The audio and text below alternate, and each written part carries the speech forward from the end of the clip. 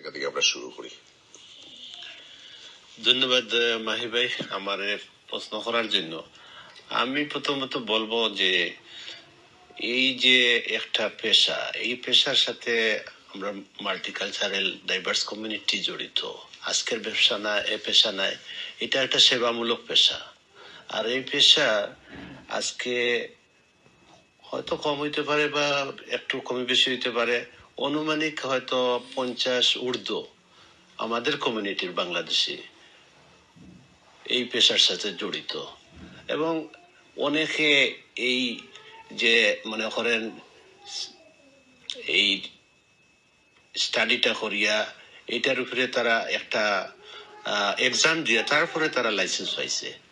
এটার লগে ইনভলভ আছে তার ক্রিমিনাল সার্টিফিকেট, তারপরে ডিবিএস, তারপরে তার অন্যান্য রিলিভেন্ট অনেক কিছু আছে।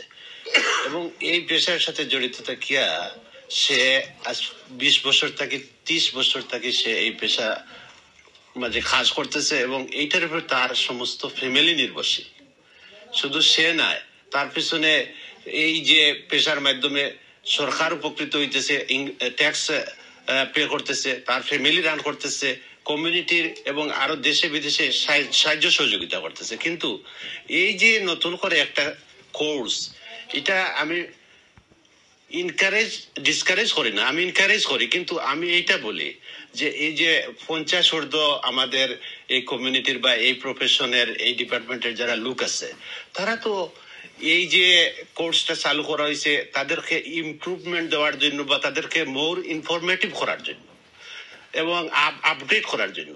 তো তারা এই জিনিসটারে সহজভাবে নিতেছে না, তাদের জন্য একটু হার্ড হয়েছে। আমার দাবি হইল এটাকে যদি ম্যান্ডেটরি না করিয়া, এটাকে যদি অপশনাল করিয়া তাদেরকে একটা কোর্স আকারে দিয়া হয়তো এটা তারা জানার জন্য বোঝার জন্য যদি একটা আইন করে বা রেগুলেটরি করে, তাহলে ওদের পেশাটাও বেঁচে গেল এবং আপডেটটাও হয়ে গেল, আর তারা এই সমস্যার মধ্যে পড়লো না।